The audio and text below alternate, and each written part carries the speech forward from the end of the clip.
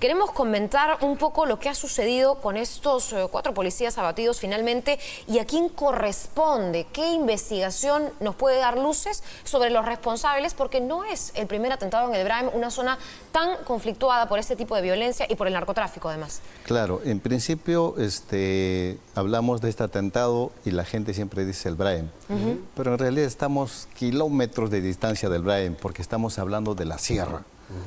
Si pasamos por Ayacucho, estamos hablando de Ayacucho, Huanta. Huanta se comunica inmediatamente a 3 horas y media con Huancayo. Es en ese trayecto. En ese trayecto está Churcampa. El distrito, mejor dicho, la provincia de Churcampa obviamente es emblemática. Ya no está en la jurisdicción del Braem directamente, es parte de la sierra. Y en la parte alta, el año pasado, recordarán ustedes, hubo otro atentado en la parte cerca a Colcabamba, donde cruzan 3 carreteras, donde murieron 3 policías. Pero ya no es la jurisdicción del Braem. Y la zona esta es prácticamente un valle cerca al río Mantaro.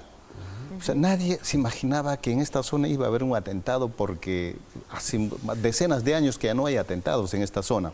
Por lo tanto, el desplazamiento policial no solo era de día, sino también de noche y no pasaba nada simplemente. Pero es que estos terroristas que son remanentes están especializados para hacer ese tipo de sorpresas. Claro. El año pasado igualmente avanzaron a pocos kilómetros de Huanta para matar a 2 policías. Y en cualquier momento ellos pueden salir fuera de su jurisdicción habitual para hacer estos atentados. Pero ¿cuál es la motivación de estos ataques? Si queremos entender si a lo mejor detrás hay un plan orquestado, un objetivo, ¿qué es lo que perseguirían? Obviamente que tienen un plan y en el camino van cambiando de tácticas, ¿no? Y dentro de ese plan es que como en la jurisdicción misma del Braem es casi difícil atentar contra la policía o el ejército porque toman precauciones, hacen desplazamientos mucho más estratégicos y lo más fácil para ellos es hacer desplazamientos largos a otras zonas donde las fuerzas del orden, la policía y las fuerzas armadas ya no toman las mismas precauciones. Dar ese golpe y inmediatamente una retirada. Pero además de los objetivos que tendrían estos sujetos, hemos visto el informe, por ejemplo, de los ex pioneritos, que ahora son jóvenes y que podrían ser... Exacto. Del 2009 a la fecha. Que podrían ser los responsables. Yo quisiera ver este documento que se ha encontrado, en todo caso, en la escena de este atentado, que dice, ¿no? Viva la Revolución Peruana, hermanos, campesinos, obreros, comerciantes, esto es una lucha armada del Partido de la Revolución Peruana. Es un manuscrito, sí. Es un manuscrito. Junto también a otros panfletos que son parte de los comunicados internos que hacen y lo han regado en la carretera, ¿no? La pregunta es, ¿a qué responde esto? No es normalmente los comunicados que se encuentran asociados, por ejemplo, al Partido Comunista del Perú, militarizado, que se asocia un poco a los Quispe Palominos. Es otro tipo de manifiesto. No, pero es el mismo grupo militarizado Partido Comunista del Perú, de los Quispe Palominos. Los únicos remanentes que existen en el Braem es este grupo militarizado, que en la parte sigue siendo el mismo Sendero Luminoso, sino un poco simplemente para lavar la cara, dicen pues de que nosotros somos otro grupo, pero es el mismo programa, es el mismo objetivo que nació en 1980 lo que persiguen.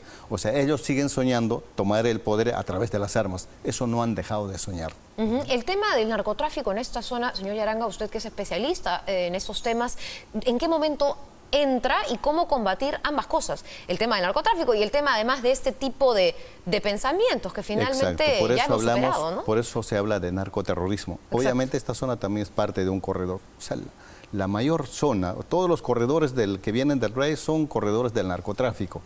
En esta zona pasan por burriers, caminos de herradura, pasan también por transportes, utilizando diferentes modalidades, no solo pasta básica o cocaína, sino también insumos químicos de ingreso hacia la selva, así es que de tránsito constante.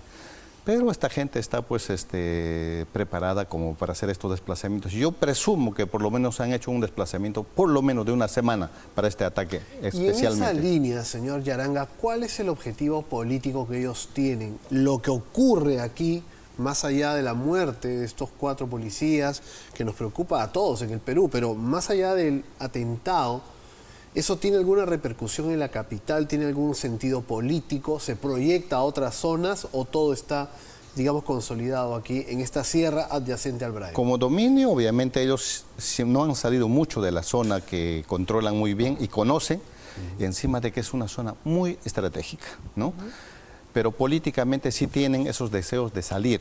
No hay que olvidarnos que hasta el 2009 ellos ya tenían constituido el Comité Regional Metropolitano de Lima. Por suerte, el cuerpo especializado de la Policía Nacional golpeó. También tenía intenciones de llegar a dominar el Huallaga, o sea, asesinar a Artemio y luego posesionarse del Huallaga. También el cuerpo especializado de la policía, que luego se convierte en la Brigada Lobo, también golpea. Contundentes, pero utilizando métodos no convencionales. Ya no los operativos comunes que anteriormente se hacían, que hay que hacer operativos, entrar al monte.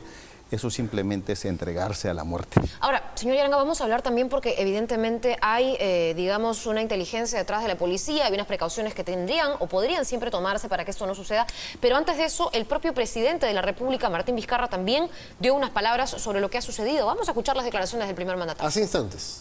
Es la asociación del narcotráfico, sabemos que es zona de narcotraficantes, pero que están asociados con rezagos del terrorismo que vamos a combatir con mucha responsabilidad y con mucha dureza, ¿no? Eso sí, vamos a ser inflexibles en esta lucha. Por eso, inmediatamente ayer tomamos conocimientos, dispuse que el ministro del Interior viaje de inmediato a la zona. El ministro del Interior está ya actualmente en la zona para que pueda hacer una investigación profunda, determinar cuál ha sido exactamente el proceso de este atentado. ¿Se puede calcular a cuánto asciende esta fuerza de remanentes de la que estamos hablando? En números precisos y exactos no, pero por lo menos estamos hablando de 200 personas armadas, por lo menos. A eso hay que sumarle más o menos unos 50 o 60 de personas que todavía continúan como masas cautivas. Personas que han sido secuestradas contra su voluntad más o menos entre el 89 al 92 en la cuenca del río N, que eran miles, pero ahora ya no pasan de unos 50 o 60, ¿no? Entre enfermos y niños. Ahora, usted nos contaba que esto tendría, para el asesinato de estos 4 policías, habría un planeamiento con una semana de anticipación. Por lo menos. Estos remanentes organizarse para llegar hasta esa zona tan recóndita y realizar este atentado. Pero previamente también hacen pues trabajo de inteligencia, o sea, tienen informantes. Y la pregunta... Esto no es un trabajo que nace de noche a la mañana. Pero señor Yaranga, la pregunta cae por su propio peso. ¿Cuál es el trabajo de contrainteligencia también? ¿Y cómo puede reforzar nuestra policía, nuestro ejército, ¿no es cierto? Ese es el mayor problema. Cada vez que hay cambios de gobierno, cada uno quiere hacerlo a su manera y no respetan a los grupos especializados. El grupo especializado La Divinez todavía nació en el 2007, ha hecho trabajos importantísimos. Sobre eso tenemos la DIRCOTE, que también tiene gente especializada. Pero yo diría y apuesto siempre por un grupo de mayor consenso, o sea, Policía Nacional, Fuerzas Armadas. Ese sería el mejor grupo. Un patrullaje pero para eso conjunto. necesitamos toda una escuela. Que necesitamos ahí articuladores, facilitadores. Acaba de decir el presidente que va el ministro del Interior. Para ir cerrando, ¿qué esperaríamos del ministro del Interior en la zona? Cada gobierno tiene eso. Seguramente el ministro del Interior ni siquiera conoce lo que ocurre, ni siquiera conoce qué grupos especializados está trabajando, ¿no? Porque desde que asumió el presidente PPK, totalmente se bajó la guardia en el Brain. Solamente se preocuparon por hacer trabajos, por ejemplo, de inteligencia en las ciudades contra el crimen organizado, pero de espalda siempre al Brain. Terrible. Bueno, tenemos que retomar en todo caso nuestra mirada a ese sector tan importante y proteger a nuestros policías. Por lo menos mayor empatía, yo diría, en estos casos específicos, mayor empatía entre el Ministerio del Interior y de Defensa. O sea, los planes deben ser conjuntos, no cada uno por su lado. Muy bien, vamos a hacer el seguimiento, como bien ha señalado Sigrid, de este caso, pero además con las ideas de personas que conocen el terreno. Porque seguir menospreciando que simplemente son unos sicarios del narcotráfico con un pequeño grupo, simplemente es no conocer al enemigo. Y hemos fracasado. Y a estas alturas del siglo XXI no podemos seguir pecando en eso.